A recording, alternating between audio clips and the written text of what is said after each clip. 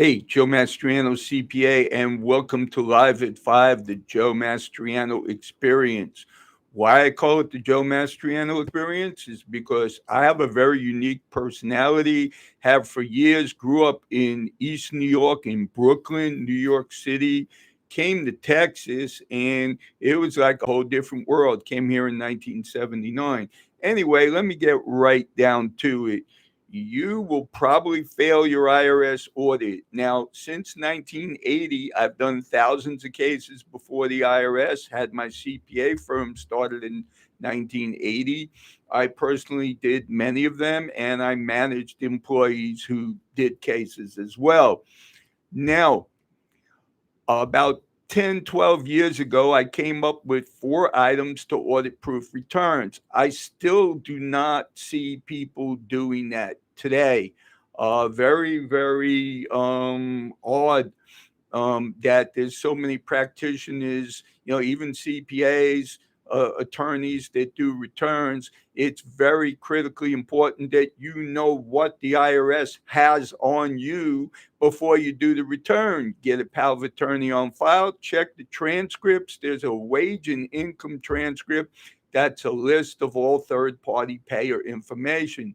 Now, what's happened is this current administration, White House and down, everything's gotten political. And I'm experiencing audit representations now. I have a case where my client has perfect evidence. I would have bet money years ago that that evidence would have been accepted for a particular expense that she had. However, words out that not only are they hiring auditors to suck as much money out of taxpayers as they can, but I'm witnessing IRS employees, not just in audit collections as well, that take a lot of liberties and don't do what they're supposed to do, although maybe they're doing what they're supposed to be doing now, which is to take matters in their own hand, not follow their collection and audit manuals. And I mean, I've got people who assess taxes, well, actually not assess taxes, but it was put on the lien and there was no assessment because there was nothing under the code to make the assessment. But this revenue officer decided she was just going to go after this guy anyway. Now, if you not only should you audit proof the return, I've been audit proofing them, and I don't know one person to this day that's been audited when we've done the full 4 parts of audit proofing. One of them is matching the information on the wage and income statement item by item on the tax return. Now, the other critical thing that I want to say is most people still do not understand what the IRS requires for proof. Let's take something simple. You've got deductions on your tax return. A lot of people think, oh, as long as I have the proof of payment and the invoice, everything is fine because they'll just understand that it's an allowable deduction because I read someplace in the newspaper, I looked it up online, and it says it's good. It's an allowable deduction, and my tax preparer told me too. And I have to laugh at the innocence. I'm going to tell everybody right now that you need to understand what the IRS accepts, and that burden of proof is on you.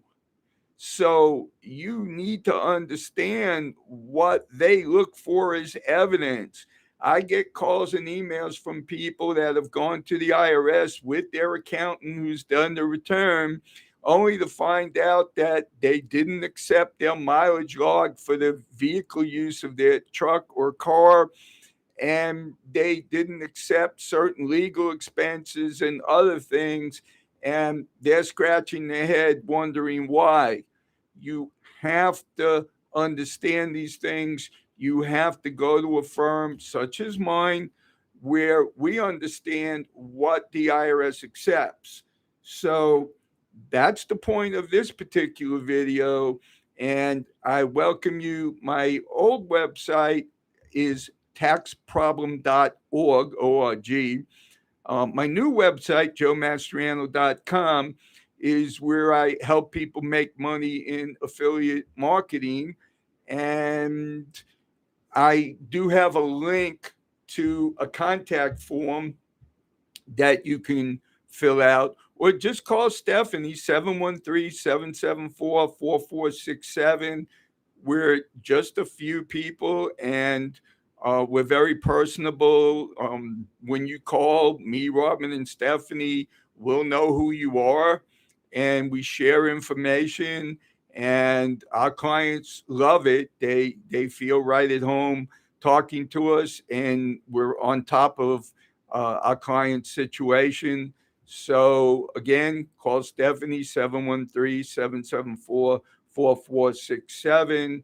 And that's all I'm going to say. I don't have many visitors right now. Nobody's asking any questions. That's fine. Over time, people will be here live at 5. So I'm going to end this. Thank you.